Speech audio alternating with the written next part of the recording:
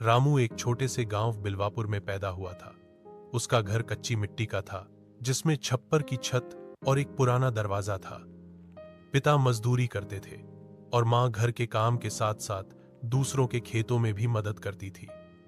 गरीबी उनके घर का स्थायी मेहमान थी, लेकिन रामू की आंखों में हमेशा चमक रहती थी। रामू की उम्र बस 18 साल हुई थी, लेकिन वह सुबह सूरज निकलने से पहले उठ जाता, बैल लेकर खेत की तरफ निकल पड़ता। धूप में पसीना बहाकर, मिट्टी में पैर गाड़कर वह अपने पिता के साथ हल चलाता। उसके हाथ में छाले पड़ जाते, लेकिन वह कभी शिकायत नहीं करता। रामू का एक सपना था, पढ़ लिख कर गांव में बदलाव लाना।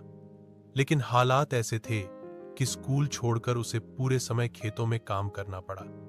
जब रात होती तो वह लालटेन की रोशनी में फटे पुराने किताबों को पढ़ता, जो गांव के मास्टर जी ने उसे दी थी। एक साल गांव में बारिश नहीं हुई, फसलें सूख गईं, घर में खाने तक के लाले पड़ गए।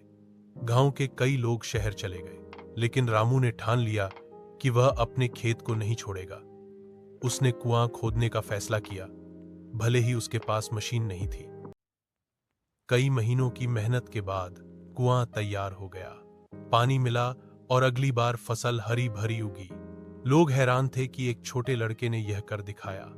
अब वह सिर्फ अपने खेत ही नहीं, बल्कि गांव के दूसरे किसानों को भी पानी देता था। रामू की मेहनत से गांव में फिर से रौनक लौट आई।